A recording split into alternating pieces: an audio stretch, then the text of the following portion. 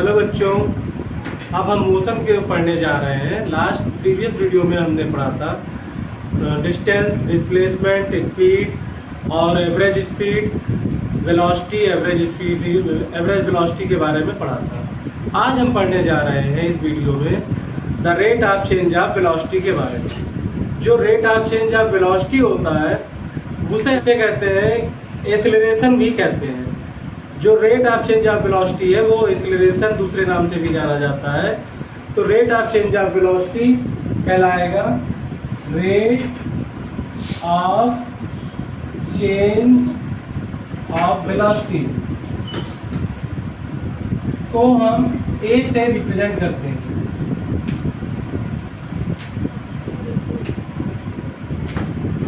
और ए equal to क्या हो जाएगा, ए इक्वल टू हो जाएगा V2 minus V1 upon T। इसे कहते हैं rate of change of velocity. Unit इसकी क्या होती है, metre per second square. SI unit of acceleration is metre per second square. इसको हम कहते हैं। अगर एक एग्जांपल है, क्वेश्चन है हमारा, starting from a stationary position Rahul pedals his bicycle to attain a velocity 6 metre per second in 30 second. Then he applies brake such that the velocity of the bicycle comes down to 4 meter per second in the next 5 seconds. Calculate the acceleration of the bicycle in both cases. तो जब भी कोई object starting करेगा motion से, तो एक numerical मैं आपको बताना चाहूँगा। न्यूमेरिकल हमारा है एक starting from a stationary position. तो जब भी कोई स्टार्टिंग करेगा स्टेशनरी पोजीशन से तो उसकी जो इनिशियल वेलोसिटी होगी वो u हमेशा 0 होगी। Rahul pedals his bicycle to attain a velocity of 6 metre per second. तो राहुल जो है वेलोसिटी अटेन कर रहा है 6 मीटर पर सेकेंड की। समय दिया है यहाँ पर 30 सेकेंड, इन 30 सेकेंड। और दूसरी केसेस में then he apply brake and that the velocity of bicycle comes down to 4 meter per second in next 5 second. In both cases हमें एक्सेलरेशन यहाँ कैलकुलेट करना है। तो फर्स्ट केस करके क्या हो जाएगा, u equal to 0 metre per second. क्यों? क्योंकि राहुल ने जो बाइसिकल स्टार्ट की है वो 0 मतलब कि रेस्ट पोजीशन से स्टार्ट की है और उसने वेलोसिटी क्या गेन की है 6 मीटर पर सेकेंड की। और समय यहाँ पर दिया हुआ है 30 सेकेंड। 30 सेकेंड में उसने ये वेलोसिटी गेन कर ली है। तो हमें यहाँ पर एक्सेलरेशन फाइंड करना है। एक्सेलरेशन इक्वल टू क्या होता है, change in velocity means V2 minus V1 upon taken time. तो ए हमें फाइंड करना है, V2 हमारा यहाँ है 6 माइनस 0 अपॉन 30। तो आ जाएगा 6/30, 6 1 जा 6, 6 5 जा 30, 1 अपॉन 5 बराबर 0.2 मीटर पर सेकेंड स्क्वायर। यही हमारा फर्स्ट केस का आंसर होगा एक्सेलरेशन का। फिर उसके बाद क्या कह रहा है कि उसने ब्रेक अप्लाई की है, मतलब उसके लिए या इस सेकंड केस के लिए जो u होगा वो हो जाएगा 6 मीटर पर सेकंड। सेकंड केस करके लिख देंगे तो आ जाएगा u बराबर 6 मीटर पर सेकंड। अब यहाँ पर जो इसने जब ब्रेक अप्लाई किया है तो उसकी जो वेलोसिटी हो गई है वो हो गई है 4 मीटर पर सेकंड। ये हो गया। और समय यहाँ पर दिया हुआ है 5 सेकेंड। तो 5 सेकेंड है। अब इस केस के लिए एक्सेलरेशन क्या होगा, a बराबर सेम यही फार्मूला यूज करेंगे तो आ जाएगा 4 माइनस 6 अपॉन 5 बराबर -2। 4 प्लस का है, माइनस का 6 है, माइनस का 2 बचेगा और ये आ जाएगा 0.4। ये माइनस साइन ये दिखाता है कि जो एक्सेलरेशन है वो निगेटिव डायरेक्शन में है, मतलब कि एक्सेलरेशन हमारा स्पीड को कम कर रहा है। यही दोनों आंसर होंगे। एक होगा a बराबर 0.2 मीटर पर सेकंड और सेकंड केस का a होगा -0.4 मीटर पर सेकंड स्क्वायर। अब इसी तरह से नेक्स्ट जो क्वेश्चन है हमारा एक्सेलरेशन का, उसे आप देखें। क्वेश्चन है हमारा, a bus decreases its speed from 80 km/h to 60 km/h in 5 seconds. Find the acceleration of the bus. यहाँ भी हमें एक्सेलरेशन ही कैलकुलेट करना है, लेकिन हमें जो इनिशियल और फाइनल स्पीड दे रखी है वो दे रखी है km/h।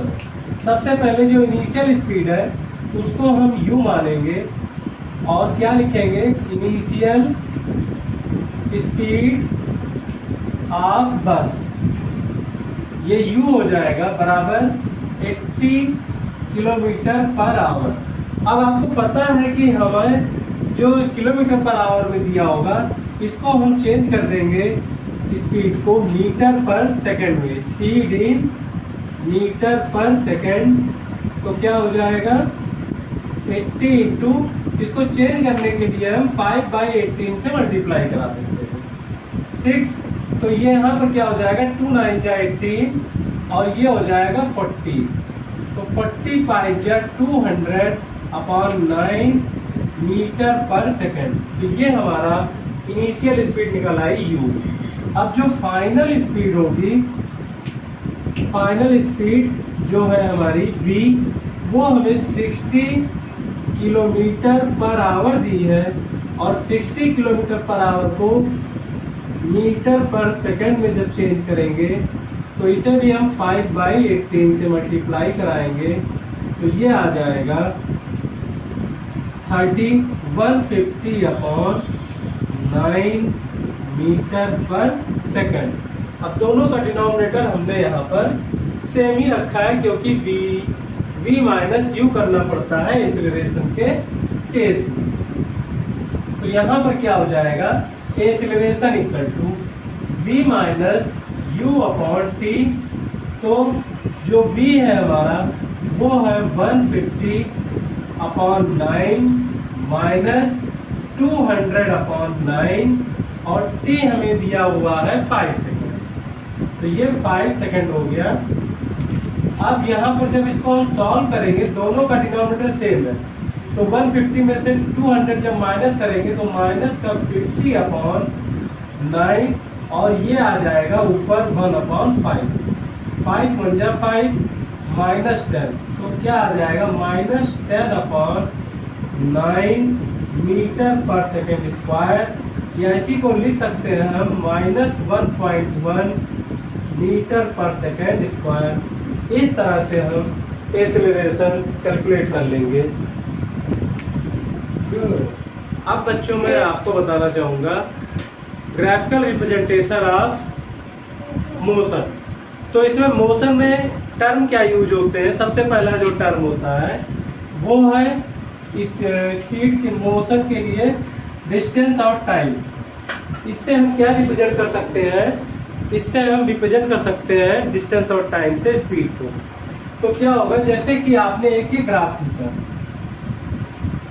ये यहाँ पर रिप्रेजेंट कर रहा है डिस्टेंस को y एक्सिस और ये रिप्रेजेंट कर रहा है टाइम को x एक्सिस। तो ग्राफ में क्या करेंगे, दोनों तरफ पहले एरो बना देते हैं, जिससे मतलब ये इनफाइनाइट ड्रा हो सकता है। इससे तो आपको पता ही होगा ओरिजिन कैसे है। अब सपोज करिए जैसे ये 1 सेकेंड 2 3 4 5, इसी तरह यहाँ पर 1 मीटर 2 3 4 5 ये दे रखा है। और अगर यहाँ पर जो ग्राफ खींचा आपने और आपको ग्राफ में क्या है, एकदम स्ट्रेट लाइन फाइंड हो रही है, तो इसका मतलब ये शो कर रहा है यूनिफॉर्म मोशन को। ये ग्राफ क्या शो करेगा, uniform motion.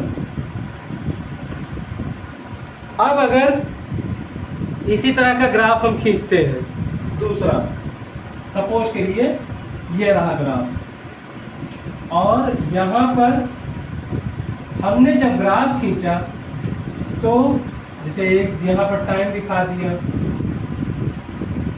Time in second,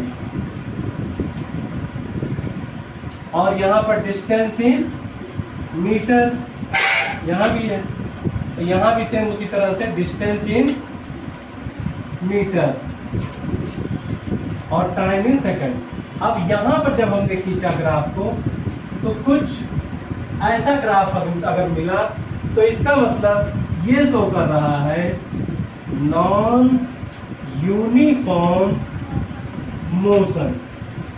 तो इस तरह से आप ग्राफिकल रिप्रेजेंटेशन में पहचान सकते हैं कि कहाँ पर यूनिफॉर्म मोशन है और कहाँ पर नॉन यूनिफॉर्म मोशन है।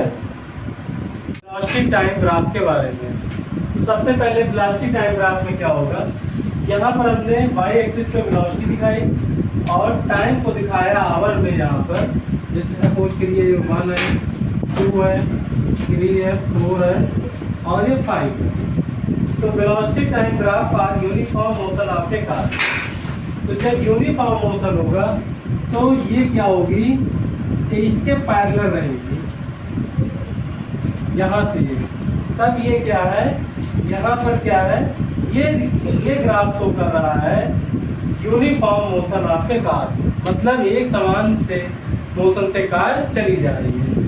दूसरा जो ग्राफ है हमारा वो यहाँ पर जैसे ये वेलोसिटी टाइम, ये इसको हमने किलोमीटर पर आवर में दिखा दिया, टाइम इन सेकंड में दिखा दिया, और यहाँ से जब एक स्ट्रेट लाइन होगी तो ये क्या रिप्रेजेंट करेगी, ये रिप्रेजेंट करेगी velocity time graph for a car moving with uniform acceleration. क्योंकि समय के साथ क्या हो रहा है, जब भी स्ट्रेट लाइन होगी तो इसका मतलब होगा कि यूनिफॉर्म एक्सेलरेशन रिप्रेजेंट कर रहा है।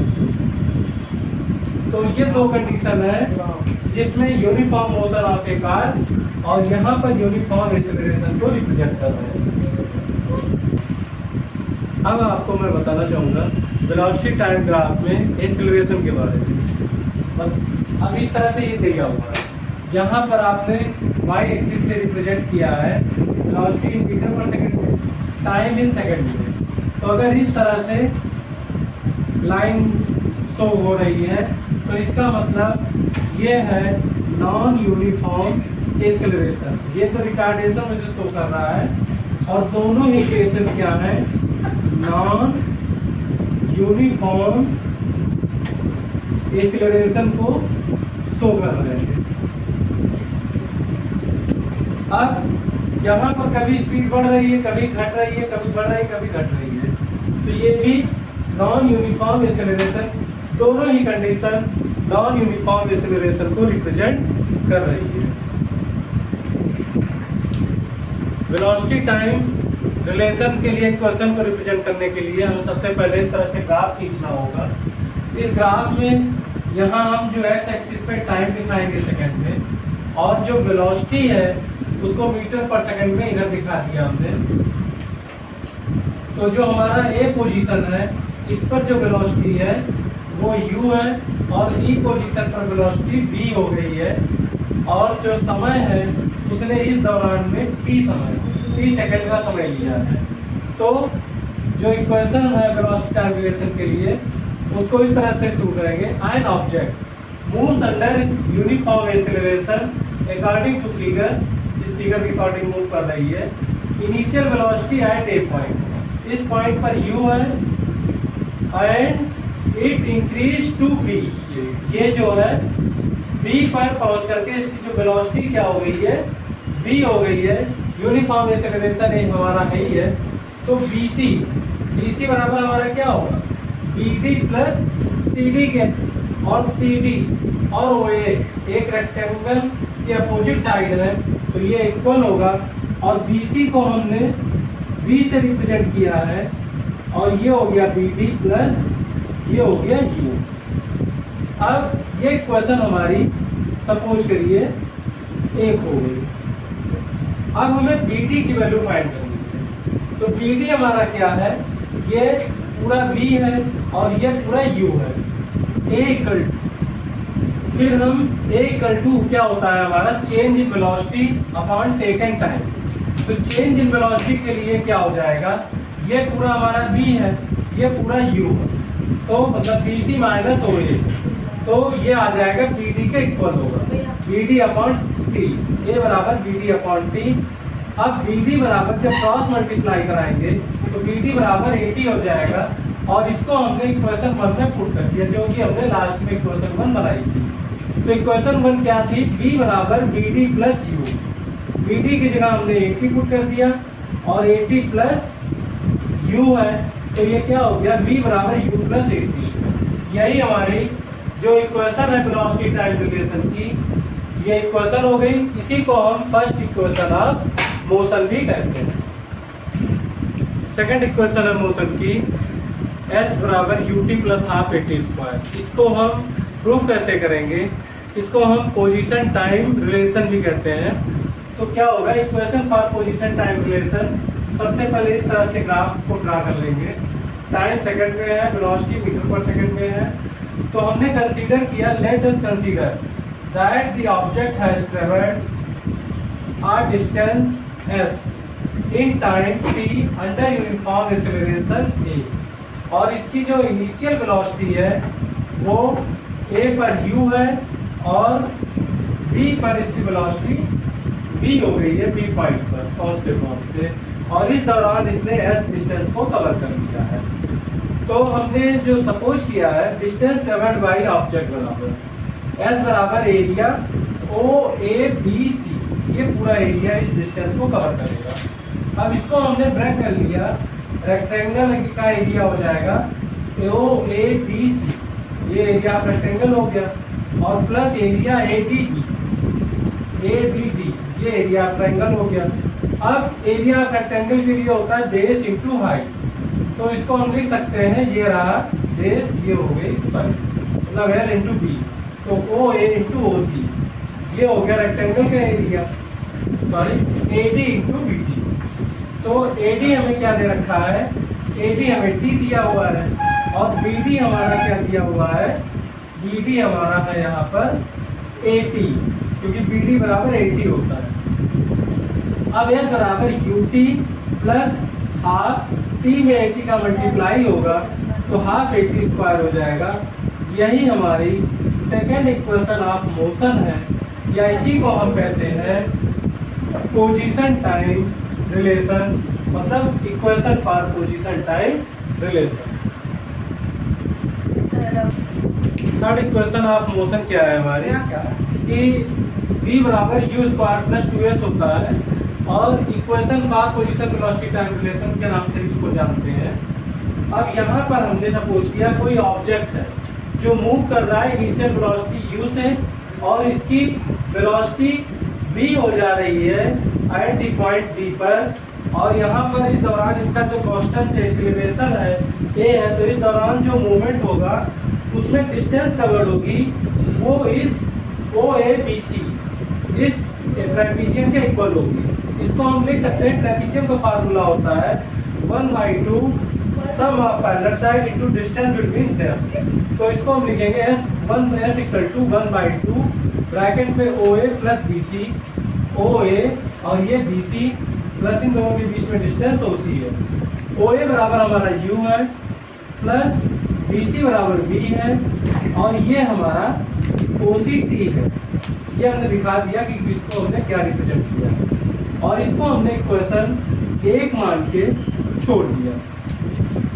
अब जो हमारी फर्स्ट इक्वेशन होती है मोशन की, वो होती है फर्स्ट इक्वेशन ऑफ मोशन।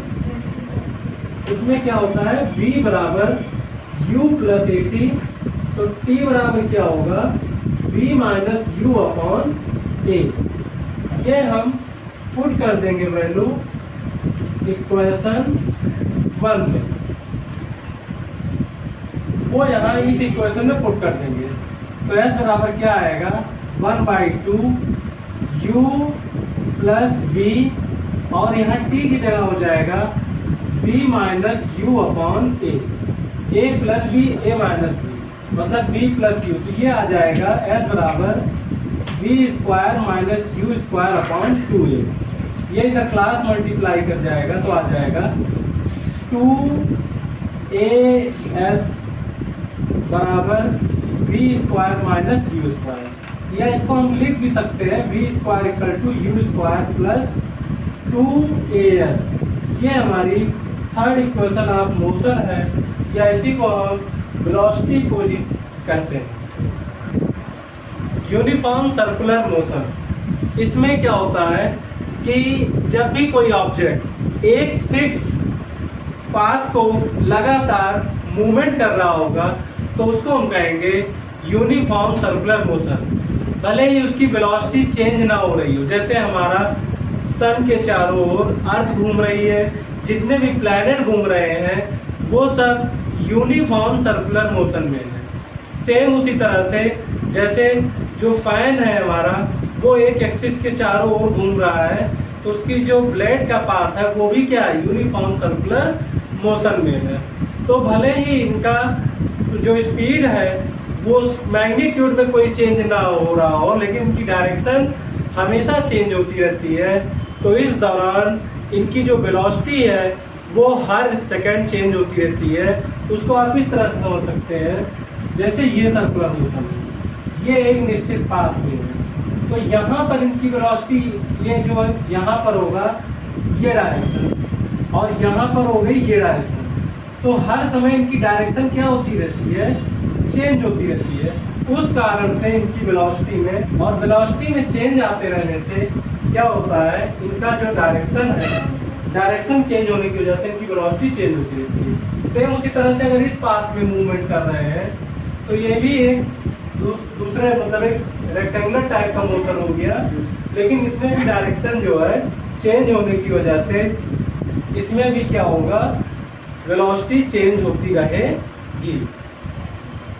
तो इस तरह के जो जैसे सर्कुलर मोशन है, तो ये कौन सी डिस्टेंस कवर कर रहा है, ये 2 पाई r के इक्वल डिस्टेंस कवर करता है। तो अगर इस तरह के मोशन में स्पीड निकालनी होती है तो इसके लिए हम यूज करते हैं s equal to 2 pi r upon t, मतलब जो सर्कुलर पाथ है उसका सर्कमफ्रेंस को टेकन टाइम से डिवाइड कर देंगे तो इसकी स्पीड निकल आएगी। इस तरह से ये हमारा मोशन चैप्टर समाप्त होता है।